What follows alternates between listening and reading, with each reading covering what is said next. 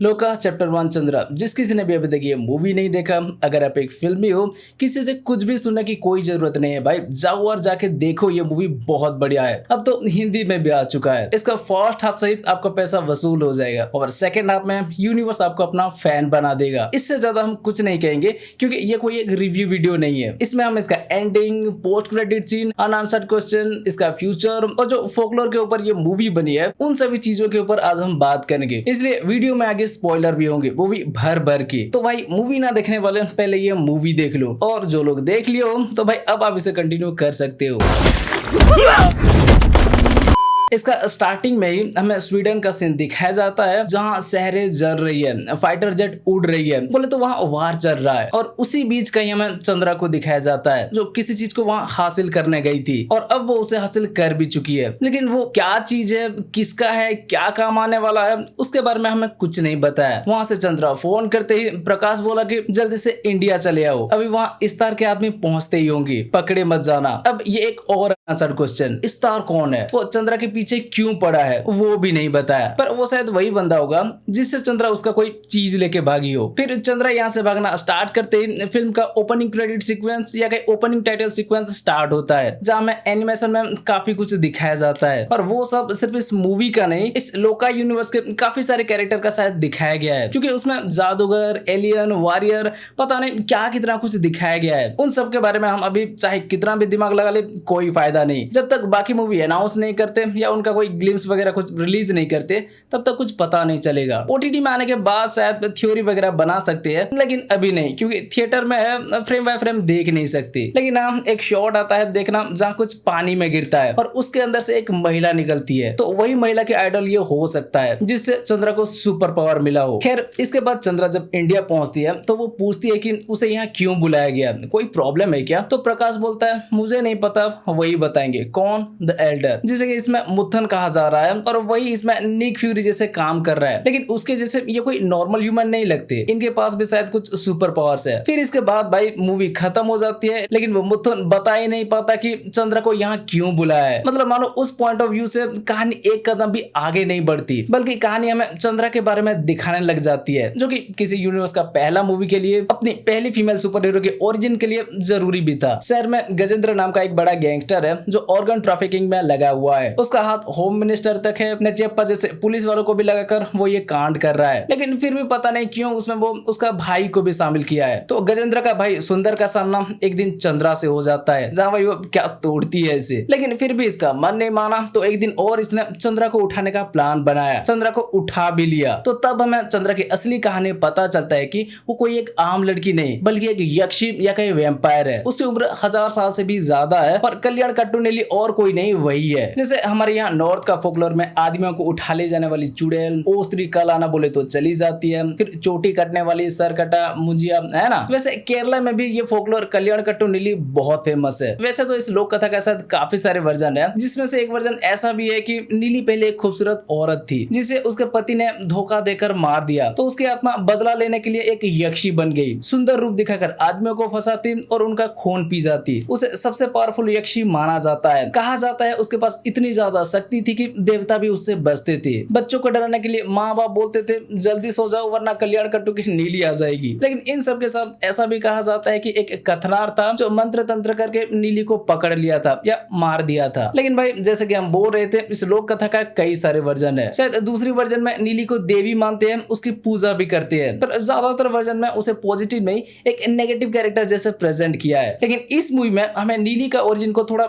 अलग दिखाया है। इसमें भी नीली को एक नेगेटिव कैरेक्टर जैसे नहीं, एक पॉजिटिव कैरेक्टर जैसे दिखाया है। नीली जब बच्ची थी तो राज परिवार के मंदिर से गलती से एक टूटा हुआ घुंघरू ले आने की वजह से राजा से इसके साथ इनका सारा परिवार को मारने की आदेश दिया गया। तो ये लोग गुफा में छुपते टाइम उस आइडल के पास से चमगादड़ काटने की वजह से नीली को ये सुपर पावर मिला, या नीली की बॉडी में ये वायरस आ गई, जिससे नीली एक वैम्पायर बन गई, इमोर्टल बन गई। फिर बाद में इसमें भी नीली का कथनार से सामना हुआ, पर यहाँ बताया है कथनार नीली को मारने के लिए नहीं, दुनिया को ऐसा दिखाने के लिए और नीली जैसे लोगों को पकड़ने के लिए, नीली की मदद के लिए नीली पर हमला किया था या उसे पकड़ने गया था। मतलब फोकलोर में नीली शादी के बाद बदला लेने के लिए वैम्पायर बनी थी, लेकिन इसमें नीली शादी से पहले ही बच्ची होते टाइम एक्सीडेंटली वैम्पायर बन गई थी। फोकलोर में कथनार नीली को रोकने के लिए उसे पकड़ने गया था और इसमें कथनार नीली से मदद के लिए नीली के पीछे गया था। अब ऐसा कुछ जगहों पर कहानी में थोड़ा बदलाव तो देखने मिल रहा है, लेकिन हाँ, ये कैरेक्टर वही कल्याण कट्टू नीली से इंस्पायर्ड है। और केरला में इसके ऊपर ये पहला मूवी नहीं है, इससे पहले भी इसके ऊपर मूवीज और सीरीज भी बन चुकी है। अरे अभी कुछ दिन पहले एक मूवी अनाउंस हुआ था ना, कथनार, जिसमें जय सूर्य के साथ अनुष्का दिखेंगे। ये वही कथनार के ऊपर है जिसने नीली को पकड़ा था। मतलब हाँ भाई, ये फोकलोर शायद केरला में काफी फेमस है। तो जैसे एमसीयू या डीसी के कॉमिक के ऊपर कोई सुपर हीरो मूवी बनती है तो वो लोग भी कॉमिक से थोड़ा बहुत अलग मूवी में दिखाते हैं ना भाई, वैसे ही शायद अब ये नीली के कैरेक्टर के साथ किया जा रहा है। इसमें दिखाया जा रहा है कि वो कोई एक नेगेटिव कैरेक्टर नहीं, पॉजिटिव कैरेक्टर है। उसे कैसे सुपर पावर्स मिला, कथनार उसका दुश्मन नहीं दोस्त है और आज तक वो जिंदा है, हमारे बीच रह रही है और सिर्फ बुरे लोगों की खून पी रही है। खैर अब चंद्रा की रियल स्टोरी रिवील करने के बाद अब उसके रियल लुक को भी दिखा देती है। मतलब चंद्रा या के नीली सुंदर का खून पीकर उसे और उसका सारा साथी को मार देती है, जो सब मिलकर चंद्रा को उठा के लाए थे। और ये सारा कुछ सनी नाम का एक कैरेक्टर देख लेता है। ये पहला ऐसा बंदा था जो चंद्रा के साथ ना होते हुए भी, चंद्रा के बारे में सब जानते हुए भी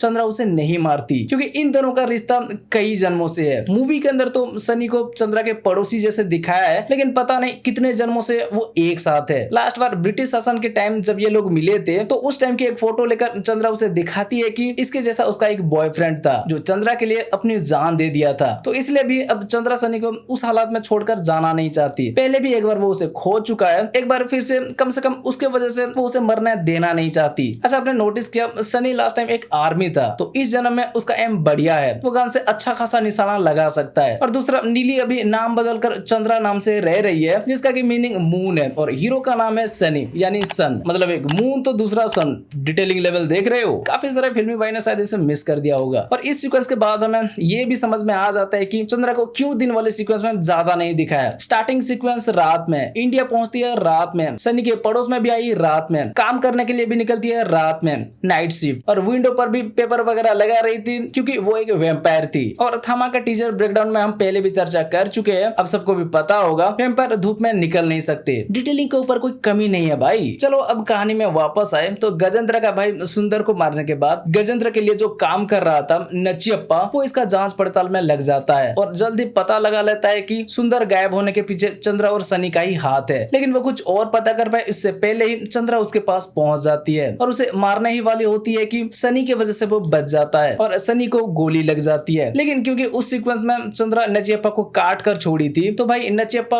धीरे धीरे वैम्पायर में बदल रहा था और इसलिए भी उसने मीडिया को चंद्रा के पावर्स के बारे में नहीं बताया, क्योंकि वो खुद इनका लीडर से मिलना चाहता था और भी पावरफुल बनकर पूरा दुनिया पर राज करना चाहता था। तो मीडिया में ये न्यूज फैलाया कि चंद्रा और सनी टेररिस्ट है। इससे चंद्रा का पावर्स के बारे में तो किसी को पता नहीं चला, लेकिन क्योंकि इससे इन लोगों का चेहरा पूरी दुनिया के सामने आ गया, तो जो चंद्रा के जैसे और भी लोग थे, जिनमें से कितने अच्छे होंगे कितने बुरे होंगे, कौन चंद्रा के साथ होगा और कौन चंद्रा को मारना चाहता होगा पता नहीं, उन सब लोगों को भी इसके बारे में पता चल गया। खैर जब ये न्यूज टीवी पर आती है तब देखना होली ग्रेल कैफे में हमें एक सीन दिखाया जाता है जहाँ एक बंदा बोलता है कंप्रोमाइज करने के लिए बुलाया था, कहाँ है वो, और जिसका जवाब में जॉनी कहता है वो जल्द आ जाएंगे। और सेम यही डायलॉग को हमें मिड क्रेडिट सीन में भी दिखाया जाता है। और उसके बाद दुलकर सलमान के कैरेक्टर उन्हें गाजर मूली की तरह काटता है। वो असल में क्लाइमैक्स के बाद वाला नहीं, जब ये न्यूज टीवी पर आता है उसी टाइम के सीन था। और जब तक वो चंद्रा के साथ सनी और उसका दोस्त लोग इस कैफे में आए तब तक वो एक्शन खत्म हो चुका था। तभी वो लोग आते समय देखना यहाँ एक आदमी उन लोगों का खून साफ कर रहा था। खैर उस न्यूज के बाद पुलिस वालों को इन लोगों का लोकेशन भी मिल गया, लेकिन वहाँ टोबिनो थॉमस का कैरेक्टर आकर इन्हें बचा लिया। और अब ये लोग भी जॉनी के पास होली ग्रेल कैफे में चले गए, क्योंकि वो ऐसे लोगों के लिए एक सेफ हाउस है भाई, जो कि इंडिया में ही नहीं शायद हर कंट्री में है। पर यहाँ पर भी वो होम मिनिस्टर के गरुड़ा फोर्स पहुंच जाती है। नया नया वैम्पायर बना नचियप्पा भी यहाँ पहुंच जाता है और क्लाइमैक्स की अच्छी खासी फाइट होती है। और यहाँ कुछ लोगों के मन में ये सवाल उठ सकता है कि भाई जब टोबिनो थॉमस का कैरेक्टर और दुलकर सलमान के कैरेक्टर उस बेसमेंट में ही थे तो वो लोग चंद्रा के साथ देने क्यों नहीं आए। तो भाई नहीं, हम बोले थे ना जब तक ये लोग यहाँ आए तब तक दुलकर सलमान के कैरेक्टर अपना काम कंप्लीट कर चुके थे और टोबिनो का कैरेक्टर को भी नया मिशन मिलता है, तो दुलकर का कैरेक्टर के साथ मिलकर उसे जाना पड़ता है। मतलब हाँ, क्लाइमैक्स का फाइट के टाइम उनमें से वहाँ कोई भी नहीं था, सब जा चुके थे, इसलिए इनका मदद के लिए तब कोई नहीं आई। पर फिर भी इन लोगों ने उन सभी से निपट लिए और गरुड़ा फोर्स के साथ नचियप्पा का कहानी भी खत्म। अब पूरा मूवी खत्म हो गया, लेकिन मेकर्स ने ये नहीं बताया कि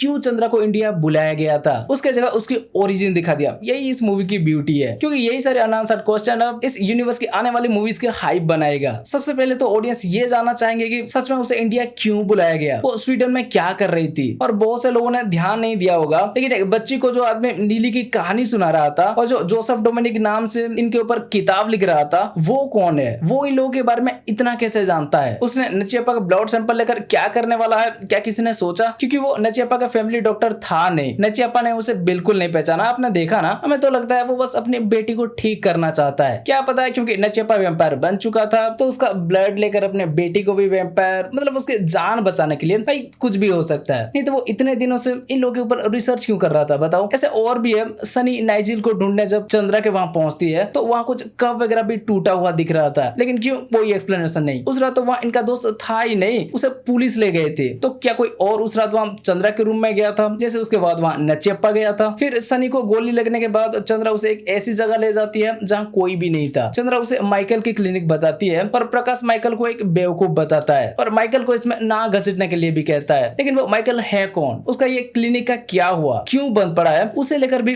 कुछ नहीं बताया। बस उसका रेफरेंस देकर अनआंसर्ड उसे छोड़ दिया है। फिर एक कथनार है जो नीली की मदद से दो लोगों को पकड़ना चाहता था। एक तो बता दिया था गोब्लिन, जो कि ये टोविनो का कैरेक्टर भी हो सकता है, लेकिन दूसरे के बारे में नहीं बताया था। वो कौन था? चार्ली का कैरेक्टर या कोई और? चलो वो जो भी हो, अब उस कथनार का क्या हुआ? वो भी उस मुथुन के लिए काम कर रहा था और जादू टोना जानता है, लेकिन फिर भी खुद को एक आम इंसान बता रहा था। तो वो भी अभी तक जिंदा है कि नहीं, उसका क्या हुआ, कुछ नहीं बताया। और इसमें एक कुत्ता है जिसे 3 पैरों के साथ दिखाया गया है। चंद्रा को सुंदर किडनैप करते टाइम भी वहां दिखाया जाता है और मिड क्रेडिट सीन में चार्ली के साथ भी। तो उसका क्या कहानी है? पास्ट में जो नीली के साथ दिख रहा था वो कुत्ता तो ये नहीं है, क्योंकि नीली उस कुत्ते को दफनाते हुए भी दिखाया गया है। फिर ये कुत्ता को इसमें इतना इंपॉर्टेंस क्यों दिया जा रहा है, नहीं बताया। बाकी चंद्रा का न्यूज टीवी में आते टाइम आपने तो देखा होगा, एक नहीं काफी सारे कैरेक्टर को दिखाया जाता है, जिसमें सोविन साइड भी हमें दिख रहे हैं। वो लोग इस न्यूज को देखकर इतना क्यों हैरान है? वो चंद्रा या क्या नीली के साथ में है या उसे मारना चाहते हैं? नहीं, कुछ नहीं बताया भाई। शायद इनसे खतरा होने की वजह से भी प्रकाश चंद्रा को बोल रहा था कि अभी और भी खतरा बढ़ने वाला है, तुम जल्दी से वहां से चले आओ। मतलब सोचो